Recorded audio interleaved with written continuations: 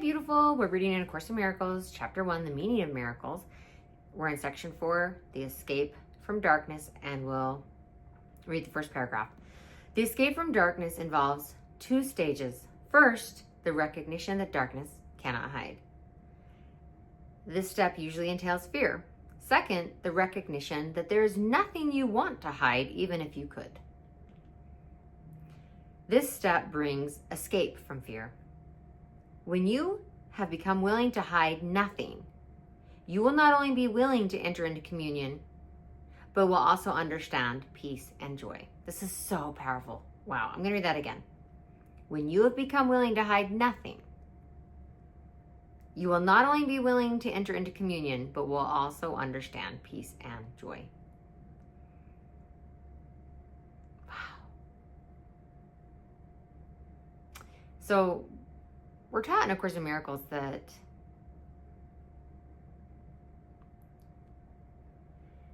we don't want to look within because we're afraid that what we'll find there is guilt.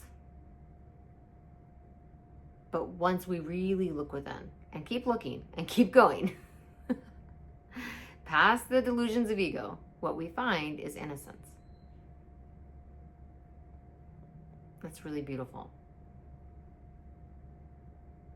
And we're not our thoughts.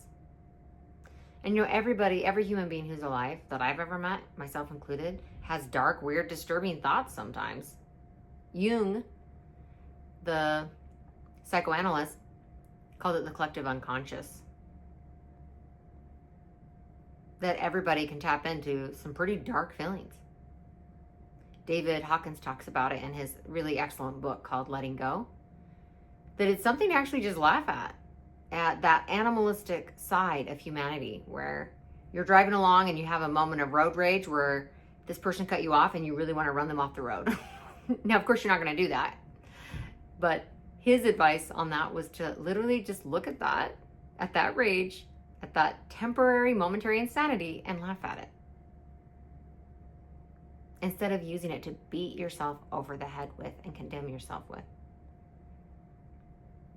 When you have become willing to hide nothing, you will not only be willing to enter into communion, but will also understand peace and joy.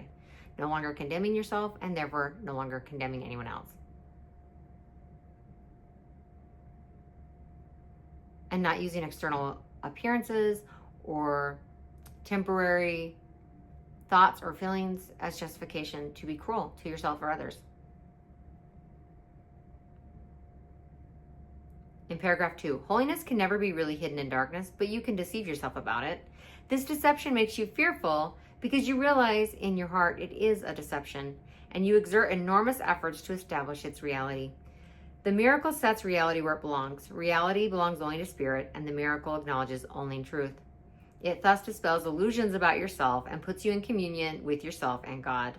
The miracle joins in the atonement by placing the mind in the service of the Holy Spirit. This establishes the proper function of the mind and corrects its errors, which are merely lacks of love. Wow. I love the lightness of this. It's not so serious. Corrects its errors, which are merely lacks of love. Your mind can be possessed by illusions, but spirit is eternally free. If a mind perceives without love, it perceives an empty shell and is unaware of the spirit within. But the atonement restores spirit to its proper place. The mind that serves spirit is invulnerable. Darkness is a lack of light, as sin is a lack of love. And a lack of love can easily be rectified. So it's not anything to worry or fret about. We just come home to love. And when we wander astray, we come back to love.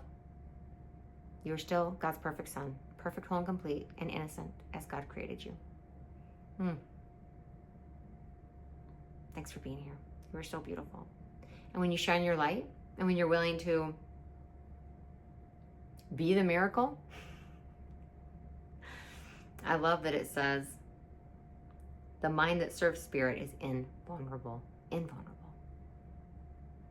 And instead of getting really worried or upset because we temporarily fall into delusion, no, let it go. Just let it go and come right back to center. It's fine. We're all going to do that. So many times in this human experience, we're going to have that experience of like, oh, I lost my center. Okay, I'm back. It's okay. It's nothing to worry about. It doesn't change anything about you, how perfect or whole or complete you are. I promise. Thank you. Thank you for being the beacon of hope and the bright light in the dark.